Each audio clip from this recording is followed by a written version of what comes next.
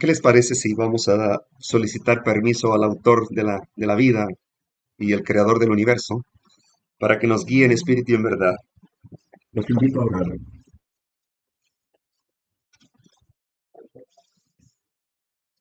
Eterno Padre Celestial, santificado es tu nombre. Jehová de los ejércitos celestiales, Dios de Abraham, de Isaac, de Jacob, nuestro Dios. Señor, aquí tienes un pequeño remanente que no doblará rodilla ante Baal. Señor, hemos fallado como pueblo, te rogamos perdones nuestras iniquidades, nuestra negligencia, el ser descuidados, el estar más atentos a nuestros afanes mundanos que en la ganancia de tus almas. Hemos fallado, Señor. Igual como el pueblo hebreo fueron llevados cautivos a Babilonia, así nosotros estamos cautivos en la gran Babilonia. Estamos rodeados por la abominación desoladora. Y aunque quizá no estemos atados con grilletes o cadenas, pero estamos atados en las ciudades. Ayúdanos, Padre, a despertar antes que sea demasiado tarde, a comprender cuál es tu voluntad. Y, Padre, te ruego, purifiques mis labios con el tizón de tu atrio, porque soy pecador de labios inmundos, porque habito en un mundo de labios inmundos. Que predique la verdad presente tal cual en un así dice Jehová, para evitar vientos de doctrina y confusión. Gracias, Señor, por el gran honor y privilegio de servirte. Que se haga tu voluntad de esta petición, Señor, como siempre, pues lo rogamos en los méritos sagrados de nuestro amado Señor Jesucristo, que a Él sea la honra y la gloria por la eternidad de los siglos. Amén.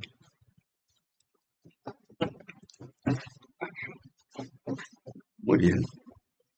El tema que vamos a tratar eh, es un tema del movimiento de la fe adventista.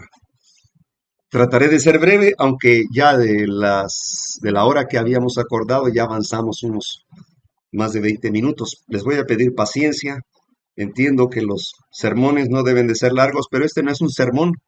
Además dicen primeros escritos que si hubiéramos sido fieles, no necesitaríamos temas ni oraciones largas. Y como no hicimos la tarea en tiempo de paz, nos toca hacerlo en tiempo de guerra. Lo importante es comprender que este movimiento de la fe adventista del séptimo día, 1844, con el fundamento Daniel 8:14, podamos comprender el método historicista. Ninguna religión puede abrazar o poseer la verdad si no tiene el método historicista en la cual comprende que las profecías de las Sagradas Escrituras están en proceso de cumplimiento, analizando, pues, tiempos proféticos, la línea de tiempos proféticos, nombres, fechas, imperios, lugares, eventos, y comprender que solamente es un autor desde el Génesis hasta Revelaciones. Un solo autor, diferentes escritores, porque es la misma historia. Casi el 99% de las profecías en las Sagradas Escrituras se han cumplido. Solo falta una, la ley dominical tan esperada. Aunque ha habido intentos, sobre todo en mayo de 1888, de imponer un día de descanso obligatorio el domingo, que viola la primera enmienda de la Constitución norteamericana, aún así va a imponerse muy pronto. Pero no estamos preparados. Aquí se aplica en nosotros Mateo 25, las 10 vírgenes. Y el problema de esta iglesia de la Odisea, que se siente rica y que se ha enriquecido y de nada tiene necesidad, es grave, porque se considera fiel, verdadera y sana cuando Dios la ve al contrario y que está a punto de vomitarnos de su boca, es decir, desecharnos de su presencia. Todas las iglesias, desde Éfeso hasta Filadelfia, todas, aunque la mayoría había prevaricado, habían apostatado, pero al final Dios les consideró que habían hecho algo bueno, que habían conservado el amor sempiterno. Sin embargo, la iglesia de la Odisea no ha hecho nada bueno. Y eso es lo más triste. Que no tenemos el aceite extra. Que la lluvia tardía comenzó a caer en 1888, cuando los líderes de la fe adventista rechazaron el mensaje que Dios había enviado a través de dos jóvenes, Wagner y Jones. Un mensaje de la justificación por fe en Cristo, que manifestaba en el garante el mensaje de los tres ángeles y que amonestaba a este movimiento al arrepentimiento, al reavivamiento y la reforma. Fueron rechazados flagrantemente. Dijo la sierva del Señor: ustedes han tratado al Espíritu de Dios como los judíos trataron a Jesucristo. Lo han crucificado. Bien, en la iglesia siempre va a haber apostasía hasta el cierre de la gracia. Un pueblo puede sobrevivir a los perezosos y a los corruptos, pero no puede sobrevivir a los traidores. Porque los traidores aparentan ser como nosotros y de nosotros, y para nosotros. Tenemos el caso más claro, el de Judas. Qué curioso, ¿verdad? Ah, que, que Judas era uno de los 12 discípulos. Se me vino a la mente la historia de Rahab, que era una ramera, y que alcanzó la misericordia de Dios, y en aquel día estará allá bajo el árbol de la vida, si Dios permite. Y que Judas, un hombre que ocupó lugar de discípulo, estará perdido en el otro lado. ¿Cuántos de nosotros muchas veces nos consideramos plenos, listos para enfrentar el final de nuestra historia terrenal y saber que nuestros nombres están en el libro de la vida? En aquel día muchos me dirán: Señor, Señor, dijo Cristo. Yo les diré: apartados de mí, no los conozco. Quiere decir que le conocían. Quiere decir que seguramente le servían porque por algo están saludándolo, reclamando, pues, un don. Y va a ser triste en aquel día. Si no conocemos nuestra historia, estamos condenados a repetir los mismos errores. El antiguo Israel es el mejor ejemplo para nosotros de todo lo que Dios había hecho por su pueblo. En las profecías de tiempo, dentro de los 2300 de Daniel 8:14, están separadas 70 semanas, Daniel 9:24 en adelante, para acabar con la prevaricación, para hacer un pacto, acabar con el juicio y ungir al santo de los santos.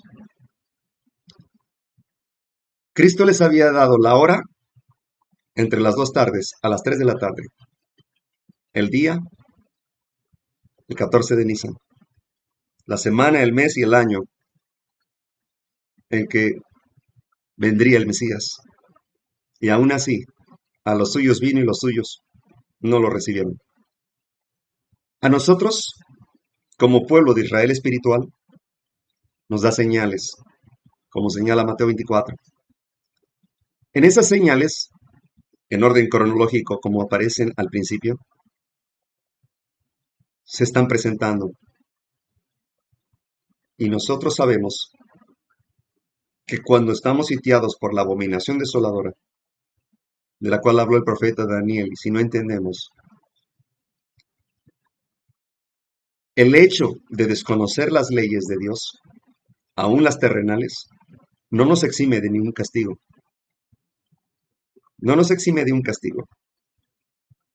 No va a haber en aquel día excusa, Señor, no supe, porque nosotros somos la iglesia más privilegiada, la de la Odisea.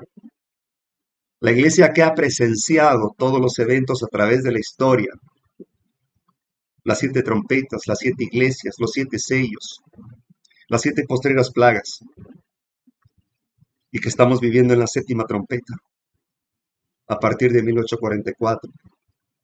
Juicio investigador, Daniel 7, 9 y 10, comparado con Apocalipsis 11 del 15 al 19. Dios llamó a este pueblo de la cantera del mundo para aportar los oráculos de Dios, para levantar en alta voz un mensaje de amonestación a un mundo en rebelión. El mensaje de los 3 ángeles de Apocalipsis 14 debe ser proclamado a toda nación, tribu, lengua y pueblo. Y tal como lo dice, y vi volar por en medio del cielo a otro ángel que tenía el evangelio eterno para proclamarlo a los moradores de la tierra, a toda nación, tribu, lengua y pueblo. Temed a Dios y dadle gloria porque la hora de su juicio ha llegado. Adorar a aquel que hizo cielo, mar y tierra. Ahora bien, Dios advierte que hay un juicio. No puede haber ningún gobierno sin ley. La ley moral o espiritual, los 10 mandamientos, son eternos como el que los escribió y son el fundamento de este juicio. Todo aquel que quiera formar parte de la familia celestial tendrá que comprender que estamos viviendo en el juicio investigador y Cristo se encuentra en el lugar santísimo. Temer a Dios significa obedecerle con la mente. Dadle gloria con el cuerpo que es templo del Espíritu Santo. Y la adoración es en espíritu y en verdad. ¿Saben? Seguido me gusta platicar con personas de otras religiones. Soy misionero, médico misionero, por la gracia de nuestro Señor Jesucristo. Y, y soy de la fe adventista, séptimo día, como dije, en 1844, con el método historicista. Me siento tan contento, tan privilegiado, aunque soy tercera generación. Esto no me da ningún privilegio, ningún mérito. Me da una gran responsabilidad ante el Eterno. Una gran, gran responsabilidad por el conocimiento que Dios me ha dado para compartirlo. Y he llegado a la conclusión, en mi experiencia, que un verdadero adventista del séptimo día, que es historicista, entiende que el título, el nombre de adventistas no nos lo dio ningún mortal, sino que nos lo dio Cristo y nos dijo, reténlo hasta que vuelva. ¿Saben? Tocante a las demás religiones, sé que Dios tiene pueblo, sobre todo en la Iglesia Católica, en la lejana África, en los países paganos. Sé que Dios tiene pueblo aún con los musulmanes, con los metodistas, con los testigos, con los mormones, con todos aquellos. Dios tiene pueblo. No son siervos, no les sirven aún. Pero aún no se les ha dado este mensaje para que ellos tengan que decidir. Y por culpa nuestra, Cristo no ha venido y tampoco se ha compartido la verdad presente con ellos. He analizado las diversas religiones. Todas ellas tienen un fundador humano. Todas ellas. Y por ahí hay algunos que rumoran que los adventistas tienen la fundadora Elena G. de White. Cuando ella aceptó el mensaje era una jovencita de escasos 12 años. No pudo ser la fundadora, una niña.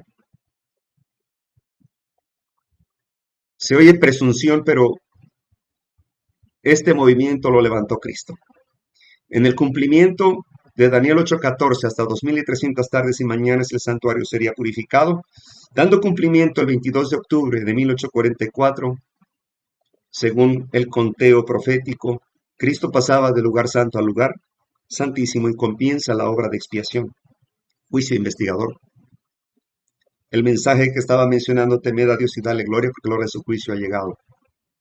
El segundo mensaje, ha caído Babilonia, aquella gran ciudad que ha dado de beber del vino de su furor, de su fornicación.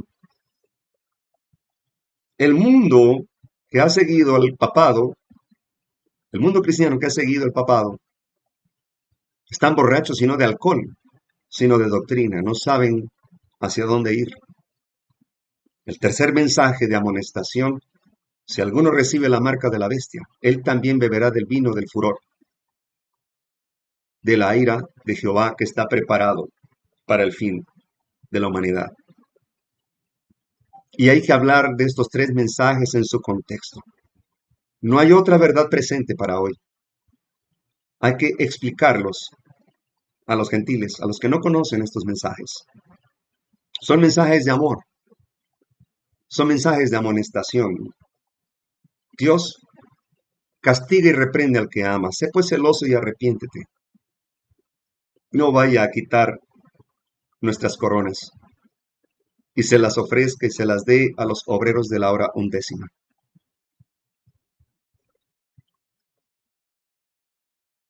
Un testigo de Jehová, esta mañana hablé con un par de ellos, me dan mucha ternura, no conocen de la Biblia. Pero la culpa no la tiene el sistema, sino las mismas personas que se refugian en una asociación religiosa que se adapta a sus principios morales. Quizá vienen de familias conservadoras y les gusta ver que los miembros de los testigos de Jehová son personas con buenas intenciones, que caminan kilómetros para llevar un mensaje que ellos creen, consideran de salvación, aunque no reconocen a Cristo como creador ni como Dios. Y eso es un grave problema, igual que los mormones. He tenido la oportunidad de hablar con ellos también, pero no tienen un fundamento, no tienen el fundamento historicista, no conocen la historia. Yo les aseguro que uno de estos, ya sea metodista, bautista, pentecostal, mormón, testigo, si no tiene su asociación religiosa, su templo, su organización, como le llamen, su conferencia general, ya no son lo que dicen ser. Quiero explicarme de otra manera. Pongo un ejemplo. Un taxista, por ejemplo. ¿Qué lo hace taxista? ¿El taxi o la caseta del sitio? Él. Él es el taxista. Si no tiene el vehículo, consigue una bicicleta, una motocicleta, un carro, pero él tiene en la mente que su oficio es taxista. Un adventista puede seguir siendo adventista aunque lo expulsen de la corporación. Sigue siendo adventista. Les pongo otro ejemplo. Los discípulos, que les costó mucho trabajo entender esto, estaban tan llenos de tradición y costumbre que las palabras de nuestro Salvador para ellos eran incoherentes, no las comprendían. En ese entonces había dos iglesias, una visible, respaldada por el Sanedrín, las sinagogas, los escribas, fariseos, saduceos,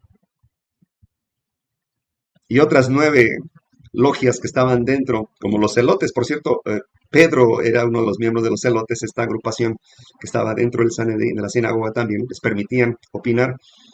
Esperaban que viniera un redentor, pero que tuviera la espada de David y que se levantaran en armas contra los romanos. Había herodianos también. Había varios. Cuando los discípulos comienzan a escuchar al divino maestro, quedaban atónitos sus mentes solo daban vueltas, no podían comprender esas palabras, no las habían escuchado de sus pastores, pero habían escuchado el mensaje de Juan el Bautista. Y la mayoría estuvo presente cuando Juan el Bautista señaló a Jesús cuando venía caminando hacia él para ser bautizado y dijo, este es el Cordero de Dios que quita el pecado del mundo, de la cual yo no soy digno de desatar sus sandalias. Impresionante declaración. Es que ahí todos se quedaron callados y sorprendidos, ¿verdad? Ahora bien, vamos avanzando más porque lo que estoy compartiendo ahorita tiene mucho que ver con nuestra situación actual en la iglesia. Fue un zarandeo tremendo lo que ocurrió con los discípulos. Estaban consternados por las palabras de Jesús y por sus hechos, por la forma de orar, por la forma de actuar. Ellos estaban sorprendidos. Hubo muchos momentos en los cuales podría espaciarme para declarar como cuando habló con el príncipe rico, como cuando habló con Nicodemo, como cuando habló con tantos que estaban dentro de la asociación religiosa. Para los discípulos se les hacía imposible separarse de la iglesia establecida. Incluso cuando persiguieron a Jesús y contactaron al ciego, le dijeron, ¿quién te devolvió la vista? El ciego afirmaba, Jesús de Nazaret. Y les decían, dinos la verdad, trajeron a sus padres, díganos la verdad, ¿este hijo de ustedes nació ciego? Ellos no querían ser desfraternizados, obviamente, tuvieron que rebotarle la papa caliente al hijo y decir, él es mayor de edad, pregúntenle a él. No querían ser desfraternizados, tenían miedo de ser separados de la iglesia porque sentían que si estaban separados de la iglesia estaban perdidos. Dicho sea de paso, una bula papal proclamada por el Papa Bonifacio VIII, en el 1302 después de Cristo, donde lanzó la bula papal Unam Santam Ecclesiam, que significa que sin la iglesia es imposible salvarse. Eso es un grave error. Dios tiene iglesia en Babilonia, ¿no? A los que invita a salir de ella, pueblo mío, para que no participen de sus pecados ni de sus plagas.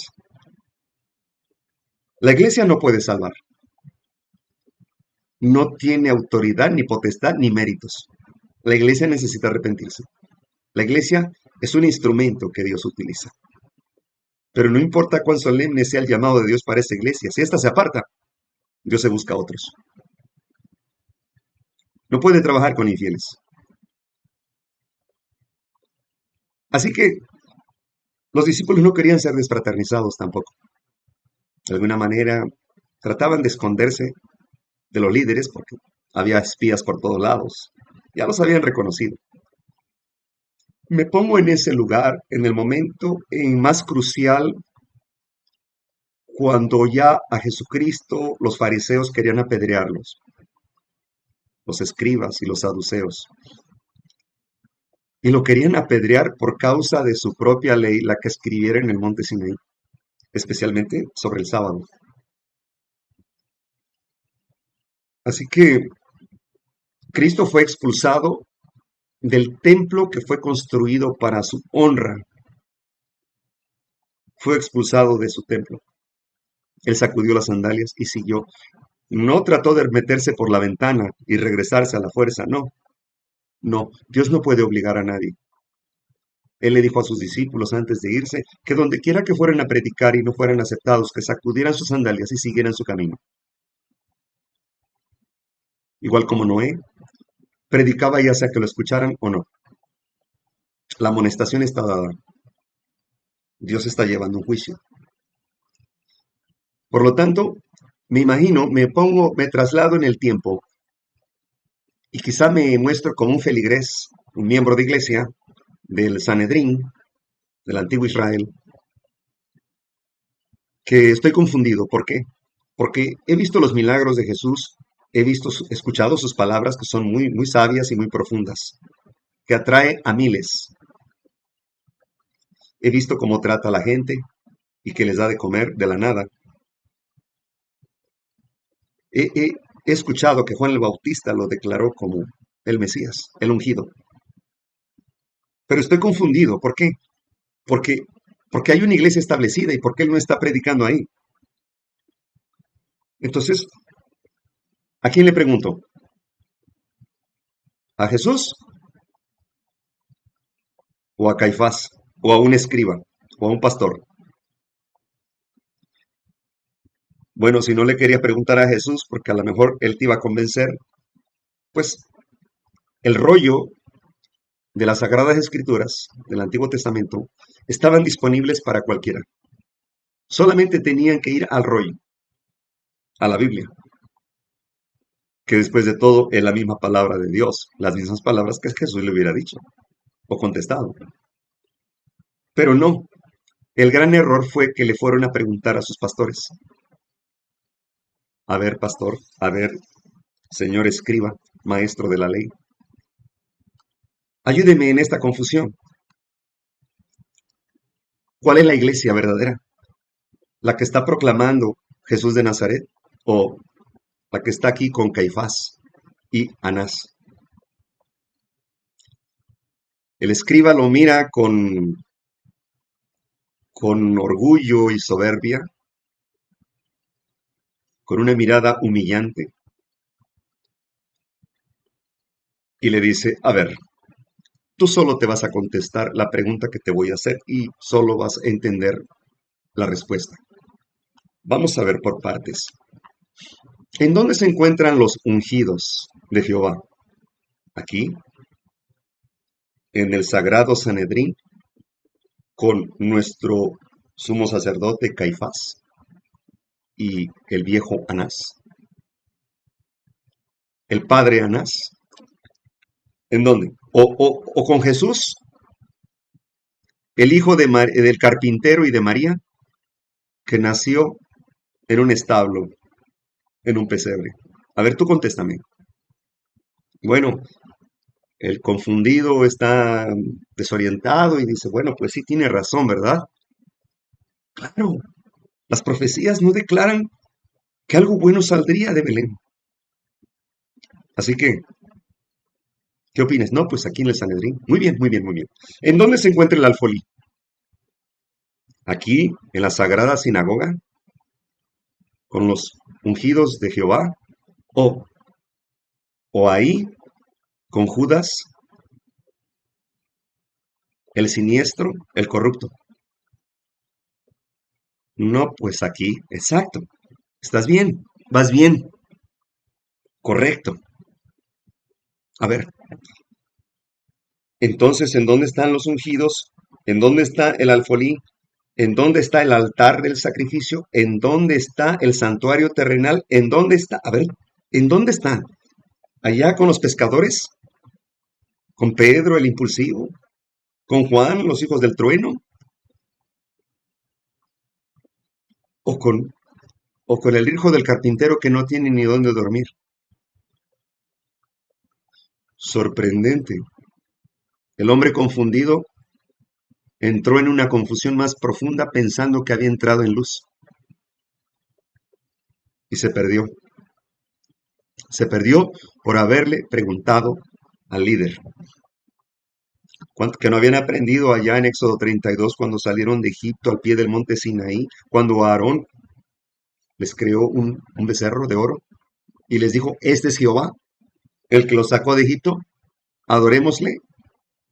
El sacerdote, Aarón. Impresionante. ¿Acaso no tenemos también el ejemplo de Omni y Fines, hijos de Elí? ¿Acaso no tenemos el ejemplo de Acab, Jeroboam y tantos otros que podría enumerar aquí que hicieron lo malo delante de Jehová y que eran líderes de la iglesia? Maldito el hombre que confía en corazón de hombre. Ahora bien, Dios nos dejó Vaya, no se le escapó nada, nada en las escrituras. Fíjense qué interesante. Me gusta mucho la conversación también con la samaritana. Sabes, la Biblia se lee en primera persona, singular, y tienes que trasladarte en el tiempo. Ponerte las sandalias de Pedro, de Pablo, de Juan, las de el mismo Jesucristo. Si tú tratas de memorizarte alguna cita bíblica, no vas a poder. No vas a poder. Necesitas interés y voluntad. Y deseo de conocer a Cristo en persona, porque Cristo no vino a buscar miembros de iglesia. Cristo vino a buscar discípulos, hombres y mujeres que estuvieran dispuestos a conocer a Cristo en persona y padecer por Él y no quedarse sentados, porque Jesús dijo, vayan, muévanse, muévanse. Por eso se declaró que era el movimiento adventista de 1844. Muévanse. ¿Y qué pasa ahora? Todo lo contrario, todo lo contrario. Cristo no ha venido por nuestra culpa. Así que am, me gusta la conversación que tuvo con la samaritana. Qué interesante, ¿no? Primero manda a los discípulos a la tienda porque no podían entender ellos que iba a platicar con la samaritana. Eran enemigos acérrimos. Había maldición y apedreamiento para los que se sorprendiera platicando con los samaritanos o viceversa. Jesús aprovecha la oportunidad. Fíjense que Jesús no iba espontáneamente o planeaba ir a tal lugar el día anterior. No. Dice el espíritu de profecía que él dependía de la instrucción del Padre en cada momento, en cada oración. Era la información, la instrucción divina de a dónde iba a ir, con quién iba a tratar y qué iba a hacer, era una instrucción fresca del momento. Qué hermoso. Dependió solamente del Padre. Y eso nos hace falta a nosotros, depender de Cristo. Así que llega con la samaritana, conocemos ya la historia, pero me gusta el contexto de la conversación donde la samaritana reconoce que Cristo era un enviado de Dios, un enviado de Jehová, por la conversación que tuvieron. Y de pronto la samaritana lo mira y dice, ella tiene una duda que la está perturbando, y le dice, a ver, maestro, ¿cuál es la iglesia verdadera? Ustedes los judíos, ustedes los adventistas dicen que allá en su Sanedrín, en su asociación general, está la salvación. Nosotros decimos que aquí, donde está el pozo que nuestro padre Jacob nos heredó. ¿Qué opinas? Jesús la mira con ternura y con mucha humildad. Le dice, mira, hija, la hora viene, refiriéndose a nosotros hoy en día. Y ahora es, refiriéndose a él mismo. Y ahora es, cuando los verdaderos adoradores, ¿hay falsos? Sí.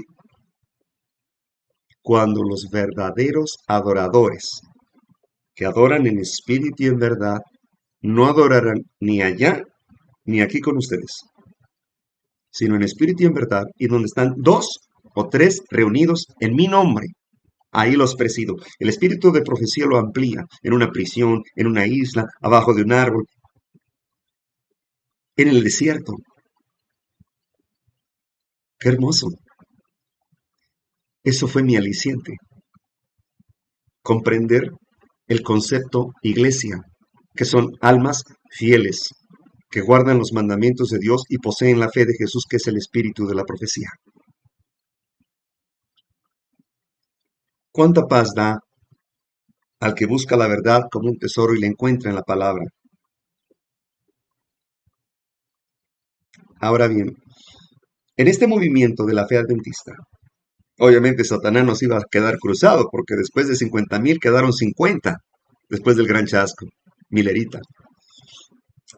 Satanás tembló porque dijo, mira lo que me hizo con 12, ahora lo que me puede hacer con 50.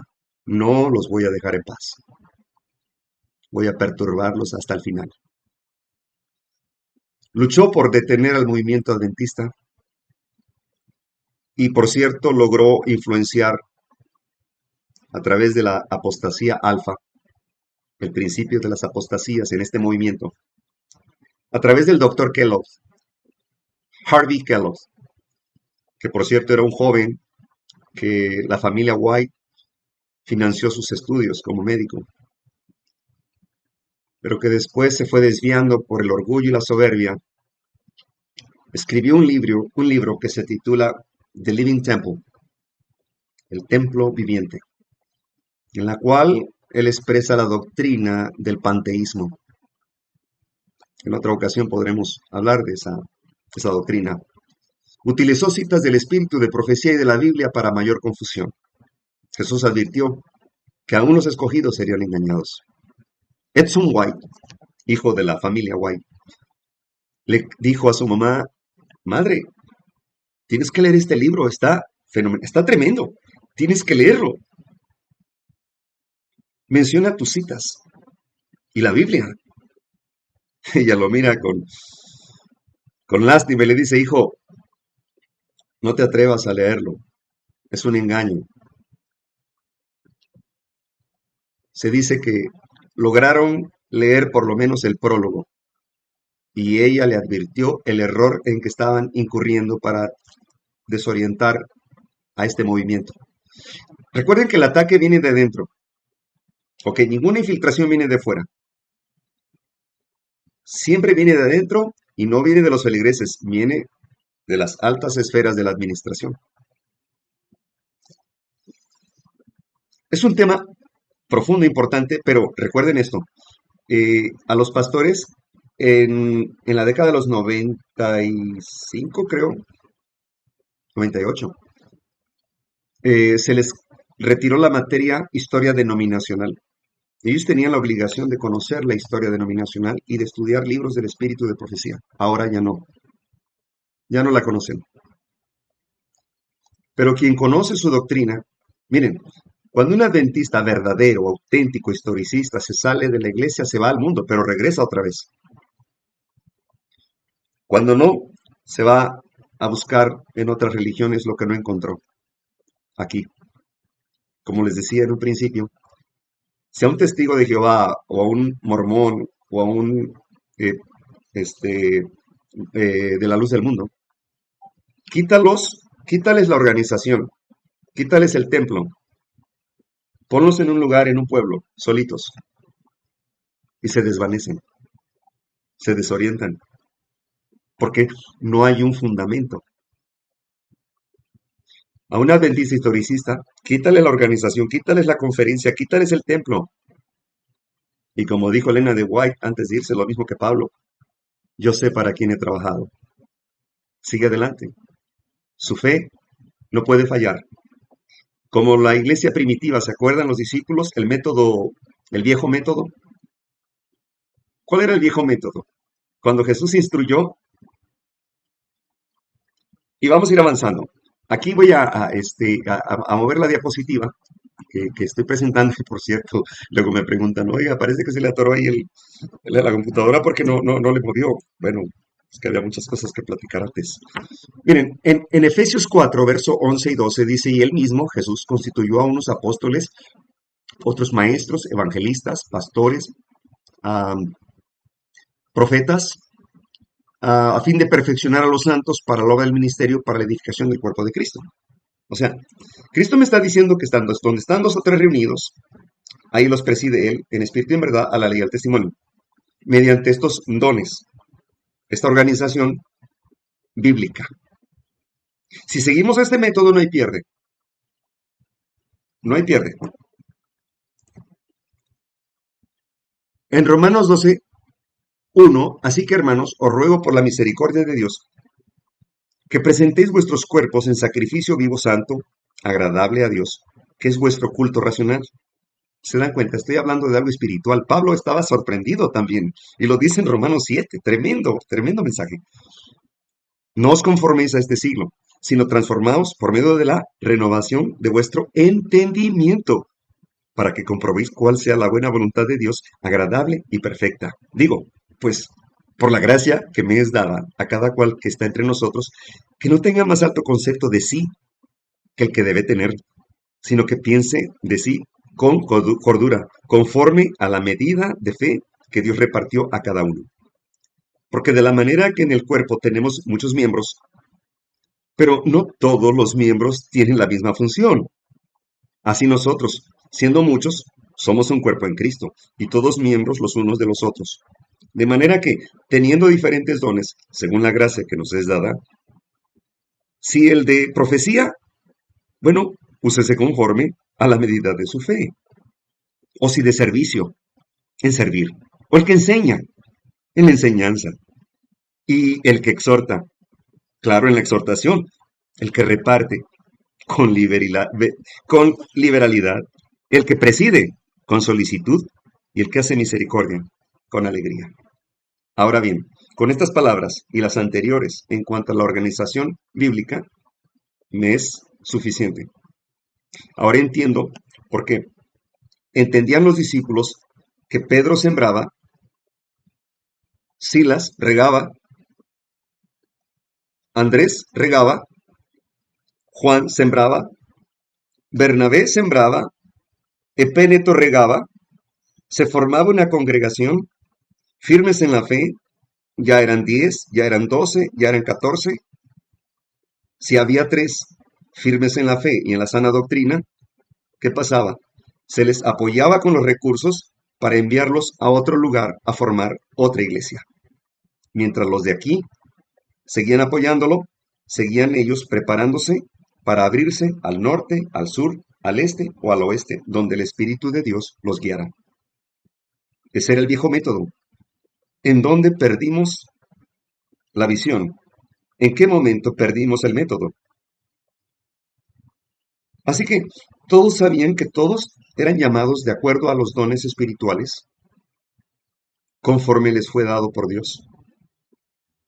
Quizá no todos predican, pero hay algunos que pueden ayudar a sanar enfermedades y aliviar dolores. Quizá otros a la exhortación, como dice Pablo. Y según los dones, como un cuerpo en Cristo, Cristo a la cabeza, avanzamos. Pero parece ser que llegando a la Odisea, bueno, mucho antes, ocurrió desde, me atrevo a decir, desde Esmirna y también Filadelfia. Bueno, estos hermanos pasaron por terribles persecuciones. Hay que recordar también que hasta el siglo IV se guardó el sábado y no se utilizaba la cruz. Es decir, eran bíblicos. Pero Satanás utilizó otra estrategia de confundir para unir a través del fundador de la Iglesia Católica Romana Cristiana Romana, Constantino, y se consolidó en el Concilio de Nicea en el 325. Hay mucho que hablar acerca de ese tema. Pero desde ahí la Iglesia ya había dejado de avanzar. Algunos habrían salido al campo, lo cual siempre les fue mejor. A los que viven en el campo les va mejor. Incluso pasó en la Primera y la Segunda Guerra Mundial. Bueno, llegando a Filadelfia, y de Filadelfia, que queda la puerta abierta, entramos a la Odisea, 1844. Nosotros. ¿Qué es lo que hicimos? Bueno, empezó el movimiento tal con ese método. La familia White, Love Peruf, Megan, Percy, Sutherland, McIntyre, Clearance, Edson White, por mencionar algunos. Iban sembrando la semilla, se abrieron puestos de avanzada en el campo. La corporación estuvo en contra, liderando el pastor Daniels, quien se opuso a los puestos de avanzada. El N.G. de White, de tantas amonestaciones que les daba, la mandaron a Australia. Estuvo mucho tiempo en Australia, porque no querían escuchar sus amonestaciones los líderes.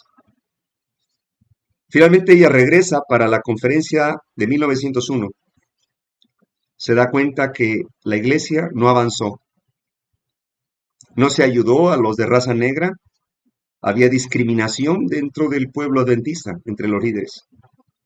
Se discriminó también a los del sur de Estados Unidos, que eran de raza blanca, pero eran pobres, estaban marginados. Tampoco a ellos se les ayudó. La obra se estancó.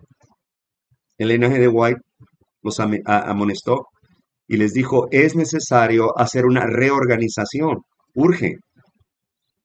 Se negaron. Hay mucho que hablar acerca de esto, por entrar en detalles, pero estoy solamente resumiendo, dándoles un esbozo de lo que ocurrió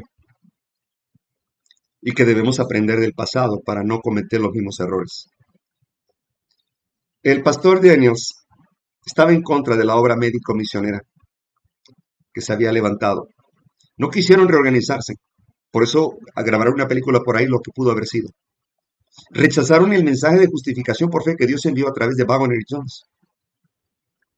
Incluso el pastor Butler, en la época de Jones y Waggoner, que estaba en el hospital, estaba enfermo, y desde ahí presidió la reunión, y desde ahí daba órdenes a la conferencia que estaba en Battle Creek.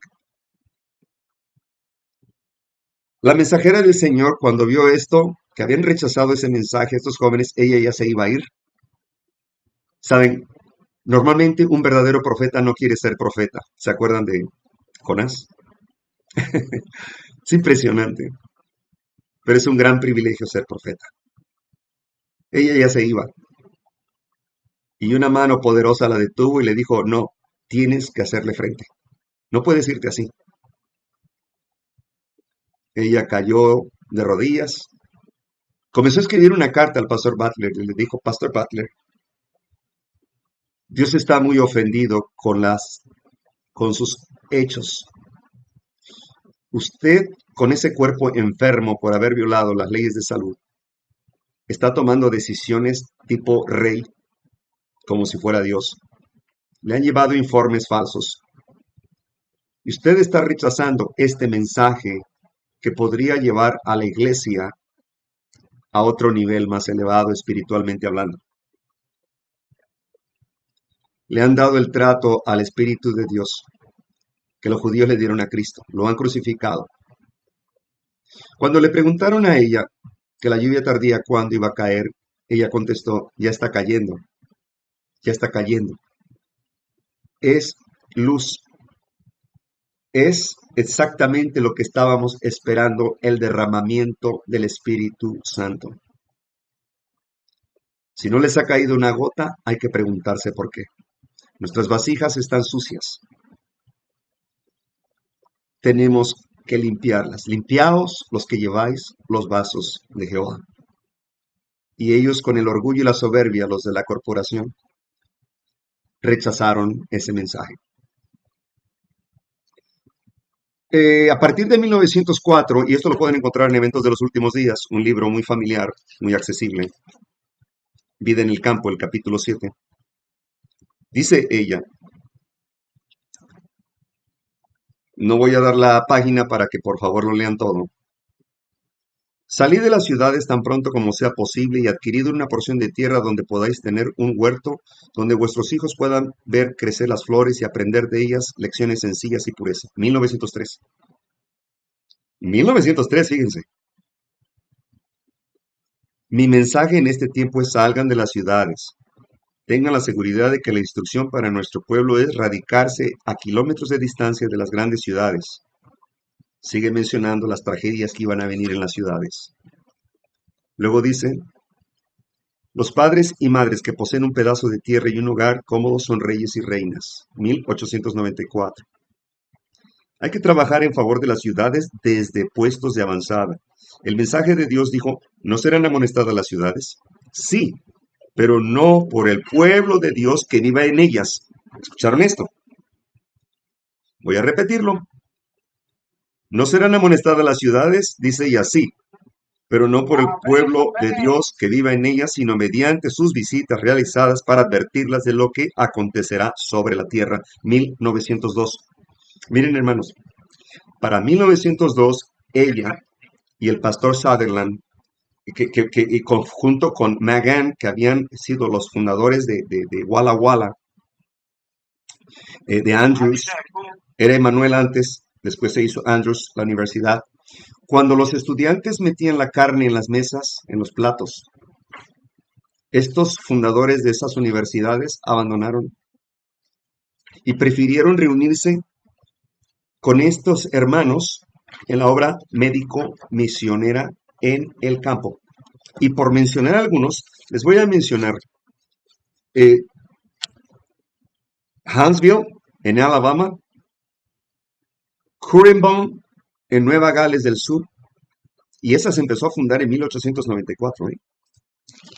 Ya habían empezado. 1902, uh, eh, está Berrien Springs, en Michigan, Stoneham, en Massachusetts, Tacoma Park, en Washington, tenemos Madison, en Tennessee, y estamos hablando ya de 1904. Ahora bien, déjenme decirles que cuando ella amonestó al doctor Kellogg, porque Dios le había revelado a la sierva del Señor de que compraran terrenos afuera de la ciudad y que sus construcciones no fueran grandes, que ocuparan los recursos para abrir varios lugares, lo cual era más conveniente. Contrario a esto, el doctor Kellogg se opuso y comenzó a edificar un gran hospital, muy, muy glamuroso, que por cierto se les quemó. Se quemó la imprenta. ¿Por qué? Porque habían publicado, de por sí que estaban publicando materiales de fuego extraño, porque ya la rentaban, la imprenta, era adventista, del movimiento adventista. Imprimieron el libro del Living Temple. ¡Wow! Muchas copias y se quemó. Pero Kellogg había conservado las placas de ese libro aparte y fue a imprimirlo en otro lado.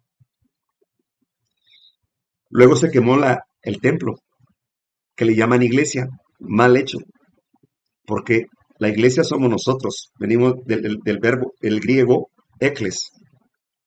La iglesia no es el templo, no es la cúspide, no es la conferencia general. La iglesia somos nosotros, ¿ok? Pero nos enseñaron como los católicos, ¿a dónde vas? A la iglesia. No, tú eres la iglesia, tú eres parte de la iglesia. ¿A dónde vas? Al templo. Correcto. Y le preguntas a un católico, ¿a dónde vas? A la iglesia. Vaya, se introdujo el romanismo en nuestras filas. Bien, entonces ocurren esas tragedias. La hermana White, junto con Sutherland, con Spalding, con Magan, con Clearance, con los que mencioné anterior, eran 10 en total, 5 varones y 5 mujeres, veteranos. Elena G. de White ya permanecía más tiempo sentada. Recuerden que ella fue a descansar en 1915. Hasta 1904 ya se comienza a separar de la corporación. El pastor Daniels fue a visitarlos a Madison para ver qué método estaban siguiendo. Al principio le pareció muy bien. Les dijo, wow, esto es interesante. Claro, el pueblo de Dios debe aprender a sanar enfermedades y aliviar dolores, porque de esa manera los gentiles van a querer saber a quién adoramos. Y cuando, a ver si lo encuentro aquí, están eventos de los últimos días, a ver si, miren, esto tengo que leerlo. Esto es importante. Dice, espérenme tantito, con paciencia. Aquí,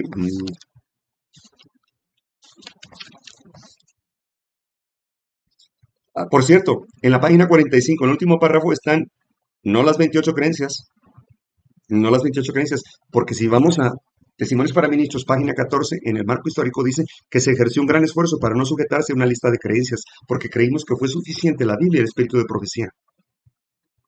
Y luego lo dijo Love Proof, dijo, el primer paso a la apostasía es escribir un credo, una lista de creencias. ¿Y qué lo que hicieron? Escribieron sus 27 y luego 28 creencias. Y les dijo, no hagan manual, la Biblia es nuestro manual. Y en 1931 escribieron un manual. Ahora procesan a los feligreses no con un así dice Jehová, a la ley del testimonio, no, con un así dice el manual y las 28 creencias. Esto está tremendo. Y aquí están los pilares. 7 pilares. Y miren qué interesante. Dicho sea de paso, voy a leer lo que acabo de hojear aquí en Eventos de los Últimos Días. Página 50, ahora sí. Dice, la asociación general misma se está corrompiendo con equivocados sentimientos y principios. Los hombres se han aprovechado de los que suponían que estaban bajo su jurisdicción. Estaban decididos a que esas personas se sometieran a sus condiciones, querían gobernar a toda costa. El poder despótico que se ha desarrollado como si el cargo hubiera convertido a los hombres en dioses me hace temer y debe producir temor. Es una maldición donde quiera que se le ejerza y quien quiera lo ponga en práctica. 1895. Dice también, la iglesia se encuentra en el estado laodicense. La presencia de Dios no está en su medio. 1893. Dice, no es sabio escoger a un solo hombre como presidente de la Asociación General. ¿Y qué hicieron? Lo contrario. La obra de la Asociación General se ha extendido. Algunas cosas se han hecho innecesarias, complicadas. Se ha manifestado una falta de discernimiento. Debe haber una división en el campo. Debe idearse algún otro plan para cambiar el actual estado de cosas. 1896. Luego dice, la voz de Battle Creek, o sea, de la Conferencia General, que ha sido considerada como una autoridad para aconsejar como si debiera hacerse la obra, ya no es la voz de Dios. Lo dijo en 1896. Oh, hermanos, esto está tremendo. Miren, aquí está lo que estaba buscando. Esto es clave. Escúchenlo bien, por favor. Hermanos, este mensaje yo no lo inventé.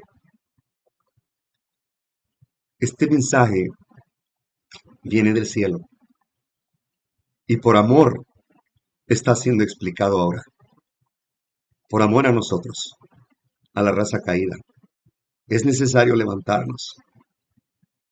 No tenemos aceite extra. No hemos hecho la voluntad de Dios. No estamos trabajando desde puestos de avanzada y donde advirtió también la sierva del Señor que la reforma pro salud es la cuña de entrada. No dice la llave, no dice la clave, no dice el código. Es la cuña. ¿Para qué se ocupa una cuña? Para abrir lo que no es posible para nuestras manos. Es la cuña de entrada del mensaje de los 3 ángeles. ¿Se está proclamando? ¿Lo estamos viviendo? No. Hermanos, un día no vamos a poder decir no supe. No va a haber motivo para la excusa, para el argumento. No. Dice así, estamos viviendo ahora este tiempo, dicen, cuando la agresión religiosa subvierta las libertades de nuestra nación.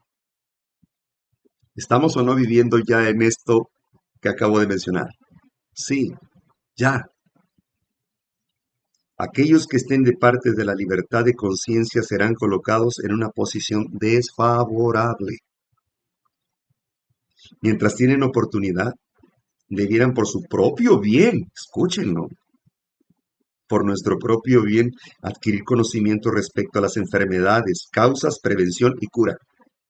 Oye, pero es que tengo que ir a una institución y cobran bien caro. No, Génesis 1:29. Ahí está. Con eso ya eres médico misionero. La dieta. Frutas, verduras, semillas. Los que están esperando la traslación al cielo no debe entrar por sus labios ni un gramo de carne. Es tan igual violar la ley de Dios como violar las leyes de salud. Estaríamos violando el 6.º mandamiento. Sigue diciendo, prevención y curación. Aquellos que hagan esto por todas partes encontrarán un campo de labor. Y le puedo aumentar una frase. Y también un plato de lentejas o de frijoles un plato de comida. Se los aseguro por experiencia. Oh, sí, sí. Habrá sufrientes en abundancia que necesitan ayuda. En cada hogar no falta un diabético, o con problemas coronarios, o con problemas cardiovasculares. No solo entre los de nuestra fe, sino mayormente entre aquellos que no conocen la verdad. Y saben, el tiempo se me acaba. Y ya no terminé de presentar el tema. Híjole, tenía que hablarles sobre organización y sostén propio. Pero déjenme decirles esto que está ocurriendo, porque es importante. Miren, el papado a través de la ONU lanzó un proyecto de ley común o de bienestar común, que es el comunismo. Se llama usos y costumbres. Y esto es para todo el mundo, ¿eh? Es mundial. Les voy a poner un ejemplo. Hace 15 años, en el lado sureste del estado de Guerrero, unos evangélicos protestantes estaban a punto de ser linchados por la comunidad católica por intrigas del sacerdote católico, que les dijo, miren, pueblo, si estos herejes protestantes no quieren cooperar para la Virgencita y nuestra fiesta patronal, ya saben qué hacer. La casa, el terreno donde están, el agua que beben, la ropa que visten, el techo que los tapa, es de la Virgencita. Ya saben lo que tienen que hacer. No les dijeron dos veces. Fueron y los sacaron que los iban a linchar porque no querían cooperar para sus fiestas católicas. Ellos tuvieron miedo, pidieron auxilio, les dieron una oportunidad de largarse del pueblo. Así les dijeron, lárguense del pueblo, los ahorcamos. Pusieron una horca, una cuerda como la ponían los jesuitas en la Inquisición papal, en la Edad Media, en un árbol de la plaza del pueblo. Y esa horca contiene un nudo como marinero, no sé cómo explicarlo, como donas, que se ajustan cuando se cuelga la persona, se aprieta y se jala y se ahorca. La colgaron ahí. Y luego inmediatamente uno de los hijos de la familia salió corriendo a buscar ayuda. Vino la policía, porque ya los iban a linchar porque les querían quitar la ropa. Los querían correr desnudos del pueblo. Ellos dijeron, déjenos vender pues y nos vamos. No, no van a vender nada. Es más, les vamos a quitar la ropa porque también es de la Virgencita. Entonces, los iban a linchar. Llegó la policía a intervenir, la policía estatal. El periódico anunció que el pueblo proclamaba, llévenselos o los linchamos. Así. Salieron con vida de ahí, gracias a Dios, pero sin nada de sus propiedades, nada. Solo con la ropa que llevaban. Pero ya iban golpeados. Fueron a pedir ayuda al sistema municipal, al estatal y al federal. Y los tres les dijeron, no podemos hacer nada porque los pueblos ahora se rigen por usos y costumbres. Ahí les va otra. Eso fue hace más de 10 años. Hoy ya están despertando otra vez. En el sureste de México, en el estado de Chiapas, donde está la mayor concentración de adventistas, me atrevo a decir que hay más adventistas que en cualquier ciudad en el mundo. Son muchos los adventistas que hay ahí. Impresionante. Y, y en una comunidad, Tzotzil, eh, un poco indígena, este, estaban reunidos 11 o 12 miembros de familia.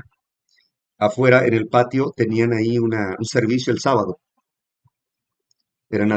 Son adventistas. Pues llegó el comisariado, el comisario y el pueblo con machetes, con armas, a arrestarlos, los encerraron. Por el predicador pedían 1.200.000, una suma muy elevada. Por los miembros pedían 100.000, también muy elevada para cualquiera de nosotros que somos pobres. Estuvieron en cárcel 2 semanas, salieron, pero les cortaron el agua, les cortaron la luz y les dijeron que tienen que abandonar pronto por no ser católicos y por no participar con sus fiestas de borrachera con sus ídolos. Ahora bien, ¿por qué traigo esto a colación? Me preguntan, nosotros estamos también en el campo, estamos rodeados de católicos. Bueno, ¿dónde no hay católicos, no? Amo a los católicos. Tienen buenas intenciones. Hay mucha gente muy buena ahí. Dios tiene pueblo. Tenemos hermanos ahí, pero no los conocemos aún. Cuando escuchen estos mensajes, estoy seguro que van a comprender muchos nobles católicos. Y llegamos a ese pueblo, ya tenemos como 15 años ahí. Poco a poco fuimos, gracias a Dios, construyendo el puesto de avanzada, que después se sorprendieron cómo nos colamos porque habían corrido los testigos de Jehová y no les dijeron que no vinieran, porque son católicos. Y bueno, nosotros pues entramos. ¿Saben? La obra médico-misionera fue la llave, fue la clave. Comenzamos a atender al pueblo sin cobrarles nada. Nos veían haciendo oración por cada tratamiento, veían que éramos diferentes, nuestro lenguaje diferente, que no comíamos cadáveres de animales. Les explicábamos por qué. Porque les decíamos, por eso son las enfermedades ahora, están alimentados con hormonas de crecimiento, por ahí va a venir una gran epidemia. De hecho, por los animales está viniendo según la epidemia, ¿no? Ahora bien, nos quedamos poco a poco ahí. Nos han aceptado en contra de su primera voluntad, porque ahora ahí estamos, gracias a Dios. Y saben, cuando hemos atendido a un paciente en su casa, dice, no tengo dinero para darles. Y les decimos, no les estamos cobrando. Bueno, dice, pero puedo darle cocos, puedo darles toronjas, puedo darles, traigo fruta, maíz también tengo. Sí, perfecto. Ya venimos con una carretilla y nos damos por bien servidos. Con eso nos damos cuenta que es una gran bendición porque Dios nos equivocó. No necesitamos dinero, necesitamos fe, necesitamos acción, hechos, no palabras. ¿Saben por qué el pueblo de Dios no sale de las ciudades? Por falta de fe. ¿Acaso Abraham preguntó, Señor, ¿y a dónde voy? ¿Y de qué voy a vivir? Y allá hay telarañas, hay culebras. No, por favor. Eso es desconfiar de Dios. Eso es desobedecer a Dios. Por eso le dijo a Abraham 3 instrucciones. Sal de tu propiedad privada. No dijo, Señor, pero tengo que vender. Sal de tu propiedad privada. Abandona tu familia porque ya tu padre Taré está adorando ídolos. Y esto se va a desaparecer y se van a perder. Y sal de tu sociedad civil. Más claro, no canta un gallo. Él no preguntó nada. Sí, Señor. ¿Por qué? Porque él sabía quién servía. Salió. Y es un ejemplo para nosotros. Hermanos, lo dijo el pastor Alonso Treyer Jones. Llegará el momento en que muchos querrán salir de los Estados Unidos y no van a poder. Y hoy vemos como la Gestapo, servicio secreto nazi, cómo está actuando en las calles con la inmigración. Y miren, ahorita empezaron con los que no tienen documentos. Si aplican la ley de insurrección, una ley marcial donde nadie puede salir, ni de la... ese muro que han construido entre México y Estados Unidos no es para que no entren los de aquí, sino es para que no salgan los de allá. Por eso tienen varios campos de concentración allá. Eso es muy importante entenderlo. Estados Unidos está en la profecía. Es Estados Unidos quien da el poder a la bestia principal, al papado. Y qué casualidad que ahora ya también es estadounidense el papa. Brillante. Todo cuadra bien para el cumplimiento de la profecía. ¿Cómo le iba a los que estaban en Egipto cautivos o en Babilonia? ¿Ustedes creen que no había siervos de Dios en el campo? Sí, pero no tuvieron que pasar por eso. Dios tenía pueblo en el campo. Entonces, saben, la propuesta de Trump era de negarle la ciudadanía a los hijos de indocumentados que nacieron allá, pero que hayan cometido un misdemeanor, aunque sea, un delito menor. Pronto se va a determinar como lo hicieron en la Alemania nazi contra los judíos. Fíjense, les hacían una investigación para ver quién tenía sangre judía en tercera generación, aunque fuera alemán. Aunque fuera alemán, de padre y madre alemanes, pero que sus abuelos, alguno de ellos, era judío, porque hay judíos blancos. Y ese fallaba, lo metían también al holocausto. Y eso empezó primero a marginar a los inmigrantes. Y luego fueron con los de primera generación, segunda generación, tercera generación. Poco a poco fueron avanzando. Pero esa fue la señal. Muchos pudieron haber salido, pero no salieron, ¿sabe por qué? Por los lazos sentimentales con la familia. Ay, mi esposo, ay, mis hijos, como Lot. Y luego la otra, por sus propiedades. Y luego la otra, su jubilación y para otros la ciudadanía.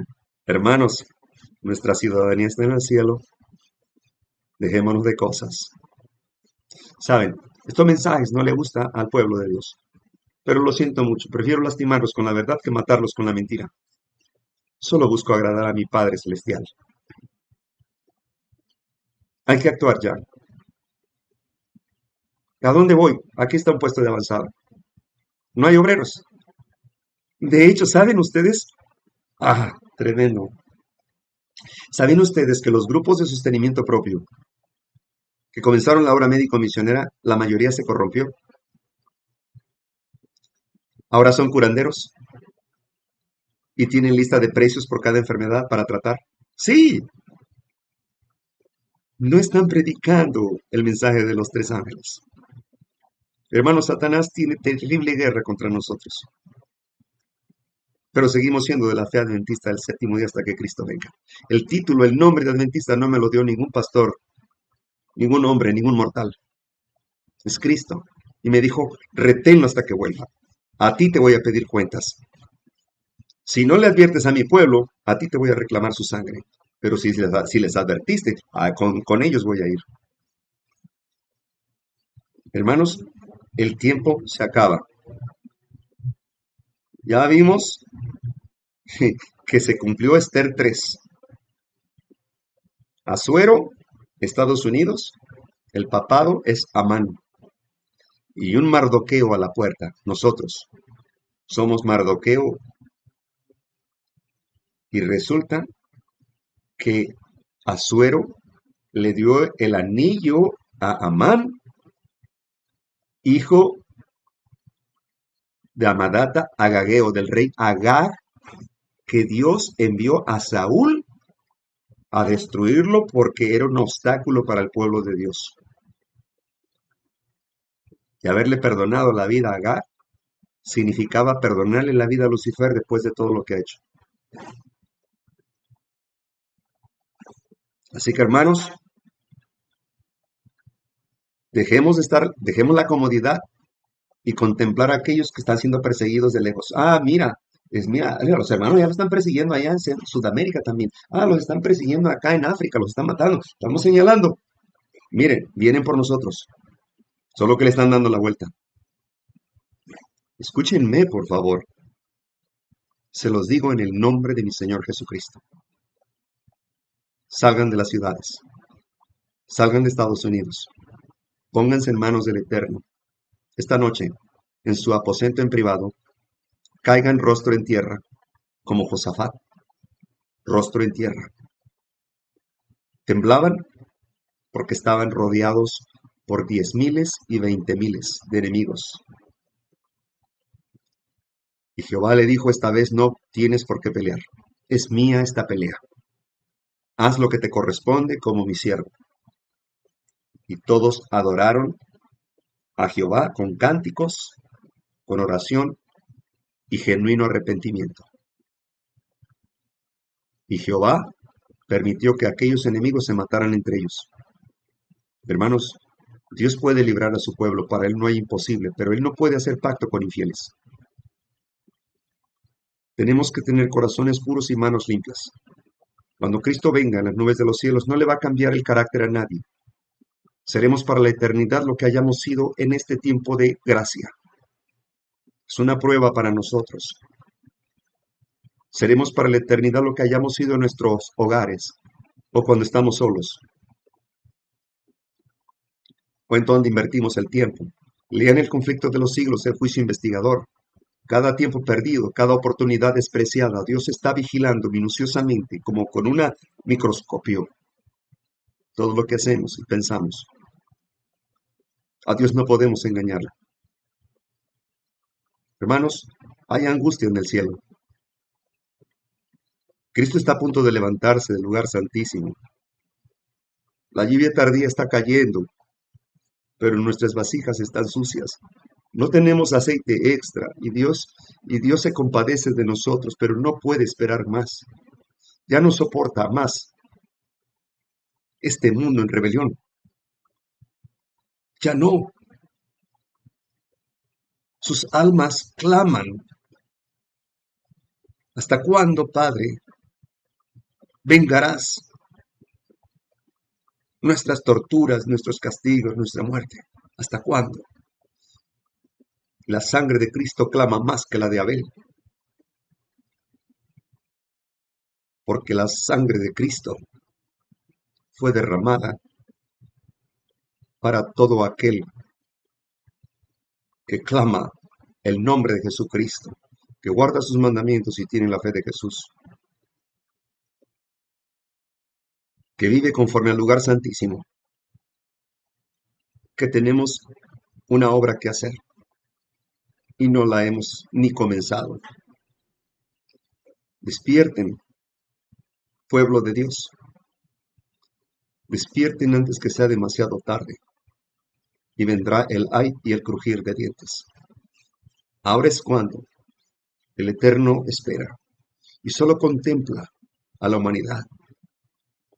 Los mundos no caídos y todo el universo y los ángeles están a la expectativa. ¿Qué vamos a decidir? Porque hemos sido expuestos como un espectáculo. ¿Qué vamos a decidir? Si la sangre de Cristo será derramada en vano o será aprovechada en nuestras vidas para limpieza de nuestros pecados. Sin arrepentimiento genuino no puede haber perdón. El arrepentimiento genuino trae consigo repugnancia sobre el pecado, dolor al haberlo cometido. Necesitamos pedir perdón y, como Daniel, clamar: Señor, hemos fallado como pueblo. Daniel era un hombre justo, pero aún así se consideraba también culpable por estar en medio de un pueblo que había apostatado y que habían sido llevados cautivos por culpa de su soberbia y apostasía. Dios está haciendo un llamado a este pueblo para volverse a Cristo lo más pronto posible. Esta noche, antes de irte a dormir, por favor, cae rostro en tierra, en privado. Inténtalo. Daniel lo hizo. Josué lo hizo. El mismo Cristo lo hizo. Un día le voy a presentar ese tema. Rostro en tierra y de rodillas es la mejor posición que el hombre y la mujer puedan alcanzar ante el Eterno. Es la más maravillosa posición donde reconocemos que somos polvo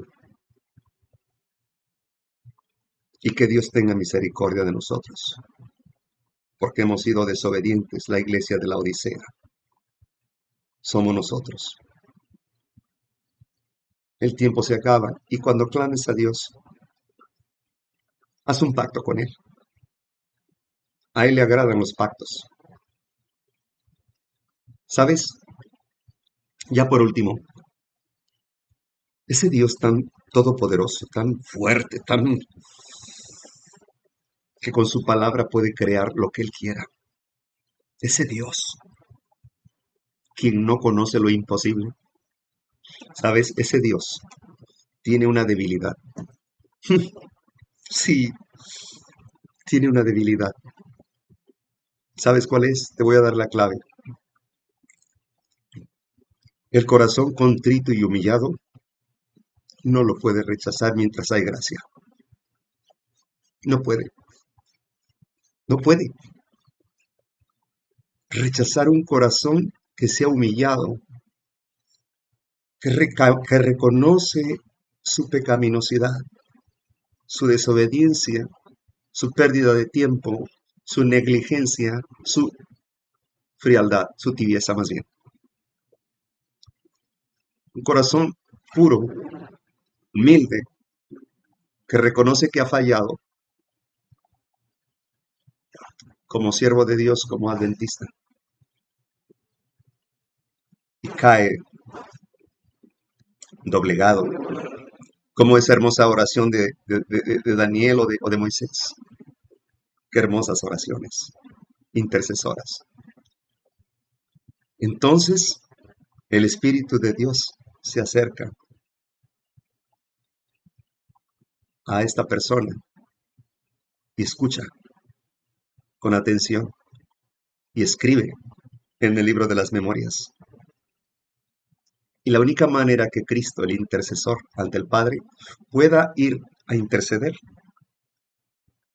es cuando el pecador verdaderamente se ha arrepentido y siente repugnancia por el pecado que ha cometido y que lo ha confesado y que le ha pedido al eterno Señor, recuérdame de los pecados que no me acuerdo, que no quise acordarme, para poder estar en paz contigo. Y límpiame, Señor, con tu preciosa sangre, porque no soy digno de ti, de tu favor.